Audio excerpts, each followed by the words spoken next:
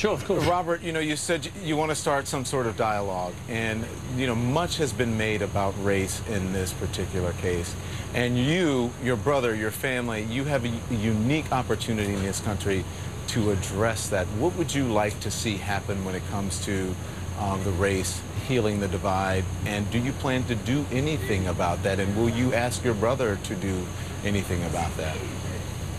I will ask George first to heal, and I will see to it that my life's work is bringing people together and not driving people apart. I know that for the better part of a year and a half, we've been on the receiving end of a lot of attacks, and I think that now that the jury has spoken, like Piers said, in an American justice system, we have to grow from this. I want to know what makes people angry enough to attack someone the way that Trayvon Martin did. I want to know if it is true, and I don't know if it's true, that Trayvon Martin was looking to procure firearms, was growing marijuana plants, or was making lean, or whatever he was doing. I want to know that every minor, high schooler, that would be reaching out in some way for help, and they may feel it's by procuring firearms or whatever they may be doing, that they have some kind of help. I think that that's what George was trying to do when he mentored 2 black children.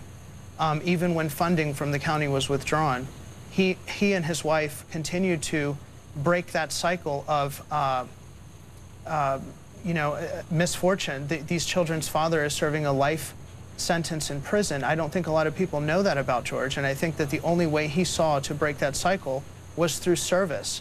And service means personal devotion and personal dedication. I wonder how many of these people at rallies calling for George's death, calling for his capture, dead or alive, I wonder how many of them mentored African-American children.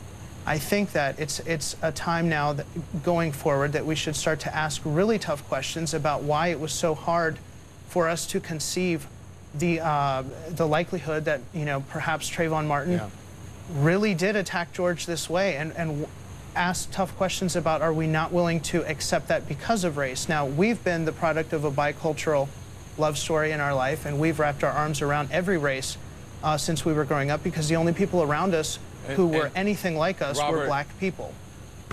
Robert, thank you. Tom. I have to go. The computer's going to cut us off. We have to get to a break. I'm so sorry, but I thank you for answering that question. And Piers, thank you for letting me ask that final question. I really appreciate it.